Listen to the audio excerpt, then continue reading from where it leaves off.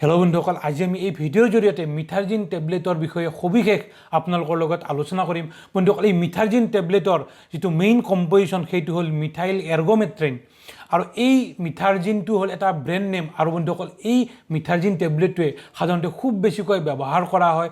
আৰু আজি আমি এই ভিডিঅ'ৰ জৰিয়তে এই মিথাৰজিন টেবলেট কেতিয়া খাবলৈ দিয়া হয়, কিমান পৰিমাণৰ দিয়া হয়, কিমান দিনলৈ খাব লাগে, ইয়াৰ ছাইড এফেক্ট, এই সকলোবিলাক কথা আজি আপোনালোকৰ লগত এই ভিডিঅ'ৰ জৰিয়তে আলোচনা কৰিম। চ' বন্ধুসকল, প্ৰথম কথা হ'ল যে এই যিটো মিথাইল এৰ্গোমেট্ৰিন এইটো এটা এলকালইড, অৰ্থাৎ ইয়াক এৰ্গট এলকালইডৰ পৰা বনোৱা হয়। এৰ্গট এলকালইড নামৰ এটা গ্ৰুপৰ পৰা ইয়াক সিনথেটিক হিচাপে ইয়াক বনোৱা হয়। আৰু এই টেবলেটটোৰ যিটো মেইন কাম সেইটো হ'ল আমাৰ ইউটেৰাছটো যে আছে, অৰ্থাৎ মহিলাসকলৰ যিটো গৰ্ভ আছে, এই গৰ্ভটোক ই কন্ট্ৰেক্ট কৰে, অৰ্থাৎ কিছু পৰিমাণে সৰু কৰি দিয়ে। আৰু ইয়াৰ কাৰণে এই টেবলেটটো মহিলাসকলৰ ক্ষেত্ৰত ব্যৱহাৰ কৰা হয়, অৰ্থাৎ পুৰুষৰ ক্ষেত্ৰত এই টেবলেটটো ব্যৱহাৰ কৰা নহয়, মাত্ৰ মহিলাসকলৰ ক্ষেত্ৰতহে ব্যৱহাৰ কৰা হয়। সাধাৰণতে যেতিয়া মহিলাসকলৰ সন্তান জন্ম হয়, সন্তান জন্ম হোৱাৰ পিছত যিটো ৰক্তক্ষৰণ হয়, সেই ৰক্তক্ষৰণ কমাবলৈ এই টেবলেটটো ব্যৱহাৰ কৰা হয়। সাধাৰণতে মই যে ক'লো যে এই টেবলেটটো খোৱাৰ পিছত মহিলাগৰাকীৰ গৰ্ভটো কিছু পৰিমাণে কন্ট্ৰেক্ট হয় আৰু সৰু হৈ যায়, যাৰ কাৰণে তেওঁৰ সেই ৰক্তক্ষৰণ হোৱাটো বন্ধ হৈ যায়, তেওঁৰ গৰ্ভৰ পৰা যিটো ৰক্তক্ষৰণ হয় সেইটো বন্ধ হৈ যায়। সেইকাৰণে এই টেবলেটটো ব্যৱহাৰ কৰা হয়। ইয়াৰ উপৰিও কাৰোবাৰ যদি সন্তান নষ্ট হৈ যায় তেতিয়াও তেওঁৰ কি হয়,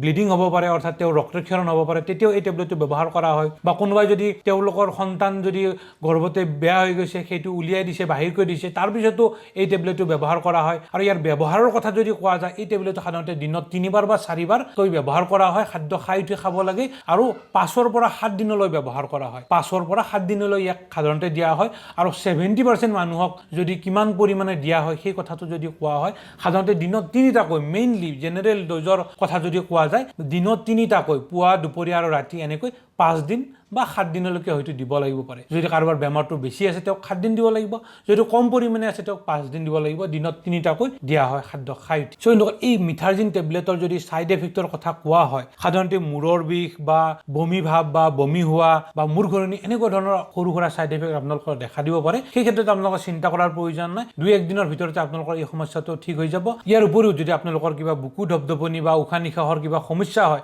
তেনেকুৱা হ'লে কিন্তু আপোনালোকে লগে লগে এজন চিকিৎসকৰ লগত পৰামৰ্শ ল'ব। সাধাৰণতে প্ৰিকশ্যনৰ কথা যদি কোৱা যায়, সাৱধানতাৰ কথা যদি কোৱা যায় যে কেনেকুৱা ধৰণৰ মানুহক এই টেবলেটটো দিব নালাগে, সাধাৰণতে যাৰ কিডনিৰ সমস্যা আছে বা লিভাৰ ডিজিজ আছে বা কাৰোবাৰ যদি হাই ব্লাড প্ৰেছাৰ আছে বা কাৰোবাৰ যদি অলৰেডি হাৰ্টৰ প্ৰব্লেম আছে বা ডায়েবেটিছ আছে বা কলেষ্ট্ৰলৰ পৰিমাণ বাঢ়ি আছে, তেনেকুৱা ধৰণৰ মানুহক এই টেবলেটটো সাধাৰণতে দিয়া নহয়, বা দিব লাগিলেও বহুত সাৱধানতাৰে এই টেবলেটটো দিয়া হয়। বন্ধুসকল, ইয়াৰ ব্ৰেণ্ড নেমৰ যদি কথা কোৱা যায়, এই মিথাইল এৰ্গোমেট্ৰিনৰ বিভিন্ন ধৰণৰ ব্ৰেণ্ড নেম থাকে, যেনে ইউটাৰজিন, মিথাৰগো, মিথাৰমেড, এনেকুৱা ধৰণৰ বিভিন্ন ধৰণৰ কোম্পানী ইয়াক বনায়। কিন্তু মেইনলি মিথাৰজিন নামৰ যিটো টেবলেট মই ইয়াতে পিকচাৰত যিটো দেখুৱাই দিছোঁ, এই মিথাৰজিন টেবলেটটো খুব বেছিকৈ ব্যৱহাৰ কৰা হয়। আৰু ৰিজাল্টৰ কথা যদি কোৱা যায়, ইয়াৰ ৰিজাল্টটো কিন্তু খুব বেছি ভাল হয়। চ' বন্ধুসকল, আজি আমি এই ভিডিঅ'ৰ জৰিয়তে এই মিথাৰজিন টেবলেটৰ বিষয়ে সবিশেষ আপোনালোকৰ লগত আলোচনা কৰিলোঁ। চ' বন্ধুসকল, আপোনালোকে যদি এনেকুৱা ধৰণৰ ঔষধৰ বিষয়ে বা কিবা বেমাৰৰ বিষয়ে জানিব বিচাৰে, তেনেহ'লে মোলৈ নিশ্চয় কমেণ্ট কৰিব, মই তাৰ ওপৰত ভিডিঅ' বনাবলৈ চেষ্টা কৰিম। চ' বন্ধুসকল, আজিলৈ